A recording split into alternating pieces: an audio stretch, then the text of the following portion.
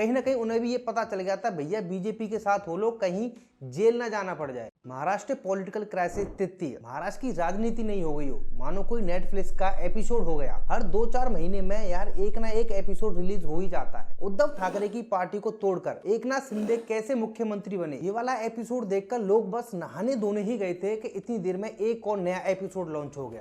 चलो भाई देखो अब मैं क्या करता हूँ। अजीत पवार ने शरद पवार चाचा को चूरन चटाकर और कुछ नेताओं को लॉलीपॉप देकर बीजेपी के साथ मिला दिया। तीसरी बार महाराष्ट्र के डिप्टी सीएम बन गए। भाई साहब, महाराष्ट्र में पार्टी इतनी जल्दी जल्दी टूट रही है जैसे यूपी में क्राइम करने पर बदमाशों के पिछवाड़े टूटते हैं। 2 महीने पहले अजीत पवार और गृह मंत्री अमित शाह की मीटिंग से ही ये साफ हो गया था कि महाराष्ट्र में कुछ ना कुछ तो नया होने वाला है। अब कुछ राजनीतिक महानुभावों का कहना यह है कि भैया ये सब करा धरा शरद पवार का है, अजीत पवार तो बस उनकी आज्ञा का पालन कर। सब्जी ये जो चाचाई वही भतीजाई और जो भतीजाई वही चाचाई को यही नहीं। उनका कहना है कि एकनाथ शिंदे के 16 विधायक सुप्रीम कोर्ट द्वारा अयोग्य घोषित होने वाले हैं और उन्हें कोई नहीं बचा सकता, इसलिए अजीत पवार की देवेंद्र फडणवीस को जरूरत पड़ी है। अब संजय राउत ऐसे बोल रहे हैं मानो सुप्रीम कोर्ट के जज ने स्वयं संजय राउत के कान में आकर ये बात कही है। अब देखिए, एनसीपी के पास में टोटल 53 विधायक हैं, जिनमें से कि 9 विधायक को अजीत पवार अपने साथ ले जा चुके हैं, जिन्होंने मंत्री पद की शपथ भी ले ली है। अजीत पवार दावा करते हैं कि उनके पास 40 से ज्यादा विधायक हैं और अब अजीत पवार पार्टी और सिंबल पर दावा भी ठोकने वाले हैं। पटना में 23 जून को बड़ी बड़ी कस्में खाई गई थी कि भाई साहब अगर हम सब एक साथ हो जाते हैं तभी बीजेपी को हराया जा सकता है। इस बैठक में लालू यादव, महबूबा मुफ्ती से लेकर अखिलेश यादव और शरद पवार जैसे बड़े बड़े नेता मौजूद थे। अब इस बैठक के खत्म होने के बाद में ये नेता गाड़ी में बैठकर अपने घर तक पहुंचे ही थे कि इस सारी मोहब्बत का शरबत निकल गया। केजरीवाल ने बैठक से पहले ही कांग्रेस से मुंह मोड़ रखा है, मानो कांग्रेस ने केजरीवाल को मिले विदा में पैसे छीन लिए हों। मायावती ने तो इन्विटेशन कार्ड तक खोल के नहीं देखा और ओवैसी को तो विपक्षी एकता वाले व्हाट्सएप ग्रुप में शामिल तक नहीं किया गया। उस बैठक के 10 दिन बाद ही शरद पवार की एनसीपी पार्टी टप्पा खाते हुए एनडीए के पाले में जा गिरी। बीजेपी की जान लेने के लिए जो विपक्ष ने गन खरीदी थी वो आगे की जगह पीछे से फायर कर रही है। अब इस सब के बाद में शरद पवार बिहार के मुख्यमंत्री नीतीश कुमार के पास पहुंच गए और बोल रहे हैं इस गन का मुझे रिफंड चाहिए। अब कमाल की बात यह है कि कुछ दिन पहले ही प्रधानमंत्री नरेंद्र मोदी जी ने यह साफ कह दिया कि किसी भी भ्रष्टाचारी नेता को छोड़ा नहीं जाएगा। अजीत पवार के साथ गए कुछ नेताओं पर भ्रष्टाचार के सीरियस एलिगेशन चल रहे हैं और उनकी जांच भी हो रही है। अब ऐसे में संजय राउत का कहना यह है कि बीजेपी के साथ में जितने भी विधायक गए हैं वो सारे के सारे भ्रष्ट हैं। अब यहाँ पर बड़ी बात यह है कि ये वही संजय राउत हैं जब इनके साथ में अलायंस में ये विधायक थे तो बोलते थे कि इनसे अच्छा दूध का धुला व्यक्ति आपको मिल ही नहीं सकता है।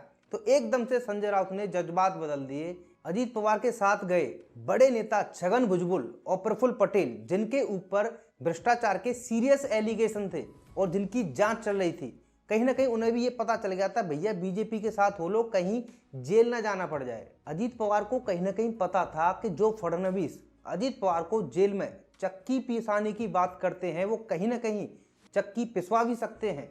इसलिए अजीत पवार ने सोचा कि भैया के सत्ता की टाटा सुमो में सवार हो लो, वरना ऐसा ना हो कि जेल में अकेले चक्की पीसनी पड़े। अब महाराष्ट्र में विपक्ष में अपोजिशन के नाम पर सिर्फ शरद पवार, उद्धव ठाकरे और मशहूर शायर संजय राउत ही बचे हैं। अच्छा, ऐसा पहली बार हो रहा है कि मोहल्ले के सारे घर टूट रहे हैं और कांग्रेस का घर बचा हुआ है। इस टाइम पर कांग्रेस कुछ भी नहीं बोल रही है। कांग्रेस की हालत ऐसी हो गई है कि बोलें तो बोलें क्या, करें तो करें क्या। अगर हम करें तो करें क्या, बोलें तो बोलें क्या। जिस राजनीति के रथ पर कांग्रेस सवार थी उसके सारे पहिए तो एक एक करके टूटते जा रहे हैं। अजीत पवार का कहना है कि शरद पवार 80 साल के हो चुके हैं, अब राजनीति छोड़ो भाई, हमें भी कुछ कर लेने दो। लेकिन शरद पवार ने भी साफ कह दिया है, न टायर्ड न रिटायर्ड, न टायर्ड हो न रिटायर्ड हो। एक वक्त की रोटी खा लूंगा लेकिन पार्टी को फिर से खड़ा करके छोड़ूंगा। इतना सारा ड्रामा और क्लाइमैक्स देखने के बाद में सच बताऊं तो मुझे ऐसा लग रहा है कि मैं हॉटस्टार की city of dreams web series देख रहा हूं। और कहीं ऐसा भी हो सकता है कि अजीत पवार ने भी वो देख ली हो और सोच रहे हो कि शायद को तो मैं भी साइड कर सकता हूं। अगर आप लोग सोच रहे हैं कि मैं किस सिटी ऑफ ड्रीम्स की बात कर रहा हूं तो बता दूं, बिल्कुल भी मत देखना, क्योंकि जो महाराष्ट्र में हो रहा है वही सिटी ऑफ ड्रीम्स है। कैसे सत्ता हासिल करने के लिए नेता कुछ भी कर सकते हैं, कैसे अपनों को धोखा दिया जाता है और कैसे पार्टी तोड़कर अपनी पावर को मजबूत किया जाता है, ये सेम सिटी ऑफ ड्रीम्स में पहले ही दिखाया जा चुका है और सेम वही महाराष्ट्र के अंदर हो रहा है। ऐसे में जो महाराष्ट्र के अंदर आने वाले लोकसभा चुनाव हैं, जिनके लिए एनसीपी और उद्धव ठाकरे की पार्टी तैयार बैठी थी कांग्रेस के साथ में कि ये चुनाव हम जीत कर रहेंगे, इसकी भनक कहीं ना कहीं देवेंद्र फडणवीस को पहले ही लग गई थी। इसलिए देवेंद्र फडणवीस ने सोचा कि अजित पवार को साथ में लाना जरूरी है, वरना इनसे जीता नहीं जा सकता है, यानी कि महागठबंधन, इससे जीतना बहुत ज़्यादा मुश्किल था। इसलिए देवेंद्र फडणवीस ने यह सब किया है, ऐसा बहुत सारे राजनीतिक लोग बोलते हैं। इसमें देवेंद्र फडणवीस को मास्टरमाइंड बताया जा रहा है, लेकिन आपको बता दूं कि राजनीति का चाणक्य अभी भी शरद पवार को कहा जाता है। अब देखना यह है कि पार्टी के सिंबल और पार्टी के नाम पर अजित पवार जो अपना दावा ठोक रहे हैं, उसको शरद पवार कैसे बचा पाएंगे।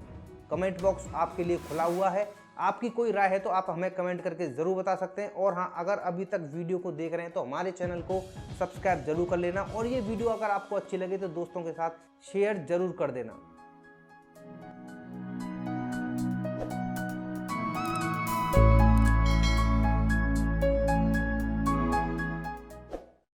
प्रधानमंत्री नरेंद्र मोदी जी ने यह साफ कह दिया कि किसी भी भ्रष्टाचारी नेता को छोड़ा नहीं जाएगा। छोड़ा भी नहीं, अपने साथ कर लिया है।